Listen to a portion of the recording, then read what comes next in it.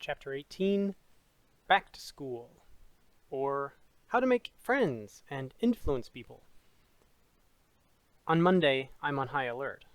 From the moment I step through the doors, every kid with a phone is now a meme suspect. Jimmy is still at the top of my list, but there's no way to be 100% sure. I've heard that animals, when backed into a corner, have this fight or flight response. Will they stand their ground and get all aggressive, or do they head for the hills? My fight-flight response is at war in my head as I pass the trophy cases by the front offices.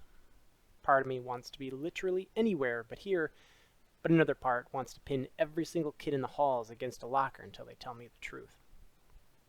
Danny Hill, a kid whose birthday parties I went to up until second grade, comes around the corner and sees me and my hat. He hooks his thumbs in his armpits like he has suspenders on. "Get her done, cowpoke!" I brush past him, giving him a look that melts his smile. I'm almost around the corner when I spin back around. He's looking back too. Hey, Ross. Hey, sorry, Ross. I was just... Did you see the memes, Danny? I try not to sound too angry or upset, but my voice cracks to where I sound a little unhinged. What memes? I study his face. Cancer cowboy? Death? You didn't see those? Danny puts his hands up. Whoa. I was just joking around with the cowpoke thing. Okay. I let my shoulders fall. Okay. I'm still not sure I believe him, but there's really nothing I can do to prove it. It's just been... Sorry. I move on. In Miss Bayer's class, I'm hyper aware of everyone around me, how they look at me. And I get looks. It's hard not to start yelling questions at every person that glances my way. I'm mulling it over and getting more and more irritated when Jimmy drops into his seat beside me. Well, if it ain't Mr. Guitar Man. Only he stretches guitar out, dripping with sarcasm. He's chomping on his gum, his open spit jar in hand, and the area around his mouth glistening in a way that makes me feel queasy. You gonna favor us with a tune, Guitar Man? Gonna play us a little ditty?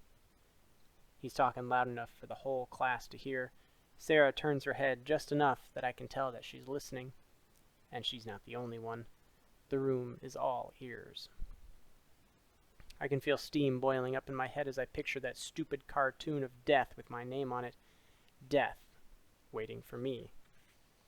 Jimmy shakes his head as he chomps away like a cow. Looks around at the class. Little Rossi thinks he's some kind of fancy musician. Maybe if we're really good, he'll... Something snaps inside my head. With one quick move, I whip my language arts book at Jimmy. It hits him hard in the neck. A ball of gum the size of a softball flies out of his mouth with an audible thump. His eyes go wide, and he makes a loud noise like gack.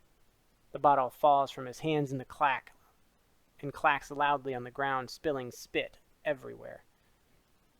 Shut up, Jimmy! Shut your face! I'm leaning across the aisle, whisper shouting at him. Did you make those photos? I know it was you, you big stupid... Jimmy's holding his neck and sputtering.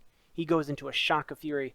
Oh, you're dead! You just punched your ticket, dork! He makes no effort to keep his voice down. He lunges across the aisle and, with a hand the size of an oven mitt, swats at the back of my head, sending my hat flying. Then he smashes the side of my face and pulls me toward him. I'm seeing stars as I kick out and connect to the side of his desk. I can't stop. I keep kicking as I slide out of my chair, my sweatshirt hiking up under my arms. Jimmy lunges, grabs a handful of fabric. I kick again and catch him hard in the armpit. Stop it! Stop it, you two! Jimmy! It's Miss Bayer, suddenly there. She jumps between us and throws her weight into Jimmy, pushing him away from me. Then she slips in his spit and gum and goes down. Hard. Jimmy lunges around her and connects with a ham-sized fist on my upper lip and my nose. Miss Bayer's trying to get up, and I can see that she's landed on the gum. It's stretching between the tiles and her back as she struggles.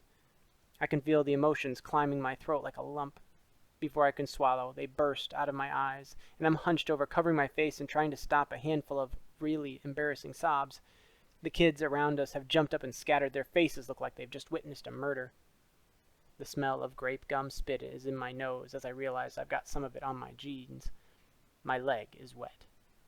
Somehow, I still have enough vanity in me to be worrying about my hat head. I'm curled up against something, and I look up. I'm pinned up against Sarah Kennedy's leg. I sort of have her trapped there. Her eyes are big, and she looks freaked out and disgusted, and she's desperately trying to get her leg out from beside me. But I can't stop the crying. Full-on, snot-slinging crying like it's never going to stop. I look around and see a handful of my classmates looking at me like an alien. "Stop it!" My voice cracks and bubbles. "Quit looking at me!"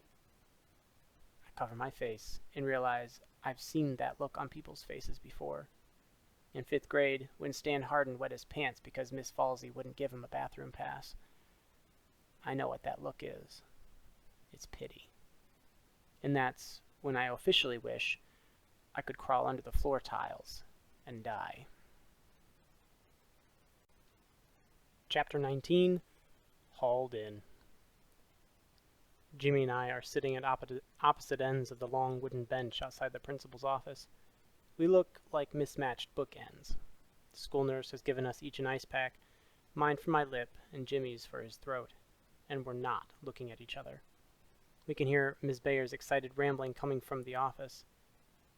"Not on my watch. No way, sir. Never seen anything the likes of this in all my 16 years teaching these little—" "I know you made those memes." I mumble it through gritted teeth. Jimmy turns slowly. "What the crap are you talking about?" Only he doesn't censor himself. This sets me off again. "Cancer cowboy? Me farting through a hospital gown? Does that ring a bell? You must be really proud, because it seems like everybody's seen them. They're all the rage in the textiverse." Jimmy glares at me. It's only been a few minutes since the rumble in the classroom, and now, feeling the heat from his stare, I wonder if we might start fighting again right here. "Do I look like I have a phone, moron? Do I? You think I'm on any textiverse? You just called me Cancer Cowboy on Friday. What is that, a coincidence?" Jimmy's eyebrows furrow as he adjusts his ice pack. "I didn't call you Cancer Cowboy, I just said cowboy. And it wasn't a big stretch, you're wearing a friggin' cowboy hat. You still are." "Whatever." I turn back away. "I don't believe you." He has a point, but I'm still so mad I could scream. Whatever. Whatever. The door opens, and Ms. Bayer sails by without even looking at us. Then Principal Kingsley is there. He's a big, balding guy. He doesn't look happy. "Gentlemen?" Actually, he looks more tired than anything. "Step in here. Let's talk." Principal Kingsley's office is small and seems even more so from all the sports memorabilia on every available wall and surface. It's also about 5 degrees warmer than it needs to be. He sits back and lets us each tell our side of the story. Once I mention the memes, he's more interested in those than the actual fight. "So, Jimmy, you didn't make any of the memes?" Jimmy drops his head back, exasperated. "No, I told you, I don't even have a phone. I've never even memed a freaking meme in my life." The principal looks back at me. "Can I see them?" This catches me off guard. Yeah, sure." I dig in my backpack for my phone and pull up the images. I'd asked Abby to send them to me, even though she didn't want to. As he looks through them, Principal Kingsley's face falls. His cheeks start to turn red. Wow. I'm so sorry, Ross. These are awful. No wonder you came in loaded for bear. I'm just... Can you email these to me? He holds my phone out. Jimmy looks at me. Can I see him? I mean, as long as I'm being blamed for him. I just shrug, and he takes the phone from Kingsley. I watch Jimmy's face as he scrolls. He looks genuinely surprised. Jeez. He hands the phone to me with something like shock on his face. Those are brutal. You thought I'd do that? He sounds like I accused him of kicking a puppy. I shrug again and look away. Kingsley crosses his big arms. Okay, look. He closes his eyes and rubs the bridge of his nose, lets out a long breath. This whole thing escalated quickly, and, well, the person at fault is the one that made those things. Jimmy almost comes out of his chair. Malloy threw a book at my friggin' neck! Kingsley puts out two calming hands. I know. Ross jumped to conclusions, but you didn't exactly handle the situation in a mature manner, did you? Did you? Jimmy flops back in his chair, flabbergasted. Plus, you were chewing gum on school grounds. It pales in comparison to the fight, but it's against the rules. He sniffs. I'm going to have you mop Ms. Bayer's classroom after school, and if she can't get that gum out of her skirt, you're doing chores around here to work off the cost of her dry cleaning, or whatever she needs. Jimmy made a psh sound and runs a hand through his hair. Kingsley stands up behind his desk. Unfortunately, this school has a zero-tolerance approach to fighting. You both know that. I groan. Let's do this. I want you to each write an apology letter to Ms. Bayer, and you both get a day of detention. We'll figure out when that happens later, because Ms. Jennings is out on maternity leave and detention is kind of on hold. He drifts off like he's talking to himself more than to us. Then his eyes snap up to mine. But if anyone asks, I'm putting you both on triple super severe probation, and I totally chewed you guys out. Okay? Jimmy looks up at him, surprised. So, what does triple super severe mean? Basically, nothing. Unless you do something else, but don't tell anyone that. He rubs his big hands over his face. That part is partly for Ms. Bayer. She's very understandably upset. But that's just how I'm going to handle this. It's an unfortunate situation, and you're both victims in your own way. Kind of, sort of. We're all nodding, like some kind of weird football huddle. Okay. He goes over to the door and opens the door. He raises his voice to an angry pitch. Now get out of here and don't let me see you two back in here again. You understand? Mrs. Hawley, the school secretary, averts her eyes as we walk out. Jimmy and I walk back through the empty halls until we're close to the room. Sorry, I really thought, I mutter. He stops. Listen, those pictures or memes or whatever, they sucked. He pulls out his pouch of Big League Chew and stuffs nearly half the bag in his mouth. But I still owe you the mother of all beatdowns. Someday, when you least expect it. He slams his shoulder into mine and skulks back into Bayer's classroom. Chapter 20, Days Gone By.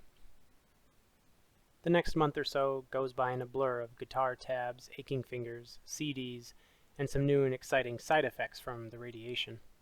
My face, specifically the area between my right eye and my ear, starts to look like a honey-baked ham. I spend a stupid amount of time looking at my eye area in the mirror.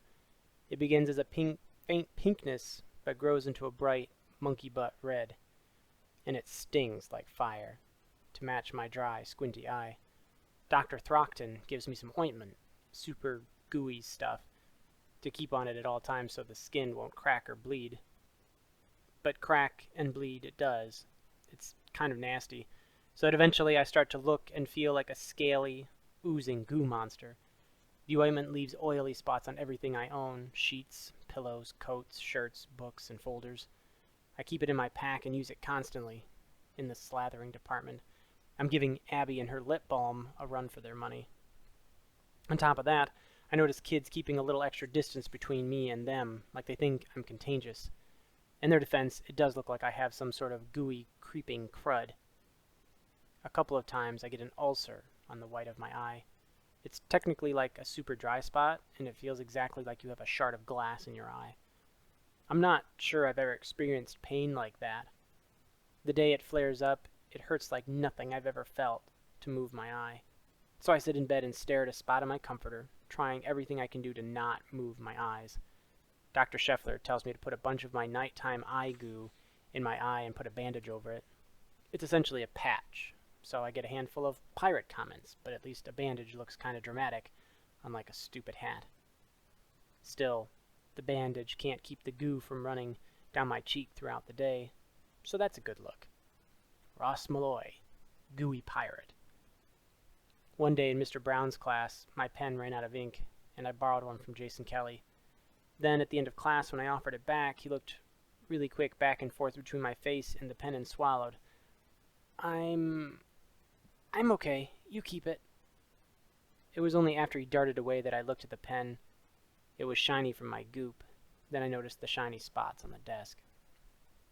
After that, I started carrying these cleaning wipes that Linda uses all the time. I tried to do it without people noticing, but I'd wipe up any gooey spots I'd left behind me. It was kind of humiliating, like I'd committed some kind of crime, like I was a burglar wiping his fingerprints. But the shiny goop and the glowing angry red was still there on my face for all to see. I started sitting lower in my chair in class, just so I could casually prop my elbow on the desk and cover that side of my face with my hand. I got pretty good at it, made it look natural and maybe even a little suave. Then there are the headaches and the whole I need a nap all the time thing. Throckton said that shouldn't technically be from the radiation, but it's definitely happening. Maybe it's stress, or from straining my eyes and brain and fingers practicing guitar. I find myself wishing time could speed up and slow down at the same time. I mean, the treatments are ticking off painfully slowly. When I check off the 31 treatments to go date on my calendar, I feel like this thing will never be over. But at the same time, every day gone brings me one day closer to the day Abby leaves, which I never want to get there. It kind of makes my brain hurt. About a week after the memes, I'm waiting for Linda in the back parking lot when Sarah comes out. She's carrying her skateboard. She must keep it in her locker during the day. My pulse speeds up. Hey. She pulls a pair of shoes out of her backpack and sits on the curb to swap them with the ones she'd been wearing. How's it going? Good. I have no idea how to converse naturally. Waiting to... treatment. Oh, right. Any new weird symptoms? Not really. She watches me for a second, then makes the shoe switch so quickly and elegantly it's like a magic trick. She stands up. You know, I haven't really said anything, but I think the hat looks pretty cool. Seriously? She has to be joking. I hate this thing. Makes me look like such a dork. She shrugs and raises her eyebrows, and for a split second I think she's making fun of me, but then she smiles that easy, glowing Sarah smile, and I feel all warm and gooey inside like an idiot. Aight. She looks off into the distance. See you tomorrow. Yeah. She hops on her board and pushes off the back drive. As she glides away, she looks over her shoulder. Don't watch, in case I fall. She fakes for a second, like she's all wobbly and about to go down, but she knows her way around a board. And then she's gone, like some kind of frickin' unicorn. I have more lessons with Frank, and even meet a couple of other members of Ripe Sponge. The drummer, Denny, looks like a bigger, scarier version of Jimmy, with long hair and arms full of tattoos. But he's actually super nice and even compliments me on my Rick and Morty t-shirt. Says he's heard a lot about me. Then he punches me on the arm and calls me Slugger, like he's heard about the fight. I'm not quite sure how to take that. He offers me some Twizzlers one day, which just seems so bizarre coming from this normal death metal looking guy. I show up one Wednesday night, about a week before Thanksgiving, just as a wild-eyed girl comes storming out of the front door screaming at Frank about how he needs to grow up. She slams the door on her car and backs out in a spray of gravel. As I come up the steps, Frank stands with his hands on his hips watching her drive away. So that was Chelsea. Was being the operative term. I look back at the cloud of dust settling over the street. She seems great. My fingertips develop some gnarly calluses, and the strings start to hurt less as the days go on. Frank seems impressed at how quickly they toughen up and nicknames me Tips of Steel. I'm improving, and Frank gets me started on scales. I find a series of YouTube videos that are super helpful and watch them over and over playing along. I practice them enough that one day Linda stops by my room and asks with a pained smile in the most syrupy, sweet voice, So, when do you start playing actual songs, honey? My dad enjoys sitting in my room listening to my plucking. He lies back with his eyes closed and his dress-socked feet propped up on my bed. He folds his hands on his chest and smiles like my fumbling scales are the coolest jazz record ever. He barely makes a face when I hit the wrong strings. On the afternoon of Thanksgiving, I'm playing while my dad lies on the floor listening and fighting off a food coma. To say Linda went overboard is the understatement of the year. At some point, he spots my mom's bound sketchbook on the shelf under my nightstand. I see him grab it, and I stop playing for a second. Wow, he says, turning it over in his hands. I haven't seen this in a while. Can I look inside? He must hear something in my voice. He sets it back where it was. Nope, never mind. Sounds like it's private. Well, I start playing again. It's not like a Dear Diary thing, just stuff. Like mother, like son. He smiles. Your mom kind of kept it for herself as well. I think that's cool. That's what it should be. I play for a bit before he goes on. You probably don't remember how much she loved Thanksgiving, do you? Not really. She really did. It was an event. His foot is tapping along. And her mashed potatoes? Wowza. That good? Songs will be written about her mashed potatoes, Ross. Stories passed down in the history books. Linda tries super hard, but he casts a quick, guilty look at the door to make sure she isn't standing there. Gives me a little shake of the head that says they're not the same. I don't know what she used to put in those things, but I keep playing, and he eventually begins snoring. Abby tolerates my practicing as well, and even quizzes me on different chords from some flashcards I made up. She admits she has no idea if the chords I play are correct, but she keeps throwing them at me anyway. Give me an E, hotshot! She gets me a book with the tabs for some Vampire Weekend songs. I can't say I'm a huge fan, that's her thing, but thanks to Abby, those songs have been playing in the background ever since we were little. Like the soundtrack of our lives, as corny as that sounds. She wants me to try and play this one song, but it has an F chord in it. It's literally the first chord in the song. I can't play an F chord, and I'm pretty sure I'll never be able to. It's that simple. I'm fairly sure it requires 10-inch alien fingers. You have to clamp down on a couple of strings with your first finger, then stretch your second and third. Just trust me, it's the worst. One day, I walk into my lesson and set down my guitar. What's up with the F chord? Frank is in the kitchen in a Blasters t-shirt. He looks up and smiles. Right? I can't do it. Frank walks in and opens a Diet Coke with a loud crack. Yeah, it's the bane of every beginning guitar player, and I swear it was in every song I wanted to play when I started. I drop down onto the couch. I think it's a conspiracy to keep out people who aren't serious. Frank drains half the can. Maybe. It's not a bad theory. There isn't a trick? Like, an easier way to get the same sound? He motions for me to pick up the guitar. Practice, practice, practice. I groan and fall over sideways, my hat tumbling to the floor. That's your answer to everything. That night, we put up our Christmas tree, and I find that beat-up, old red envelope laying in the bottom of the cardboard box with a bunch of fake pine needles. As I pull it out, I try to remember what I wrote to myself. While my dad wrestles to put the top third of the tree in its trunk, I sit down on the couch and pull out my note. Dearest future Ross, hey, how's it going? Are you kicking butt and taking names this year? 7th grade! Look at you! I bet you have a girlfriend, don't you? Sarah? Is it Sarah? Just kidding. Hope your year is awesome. Have a good holiday. Say hi to Abby and Isaac. Your old pal, Past Ross. What a difference a year can make.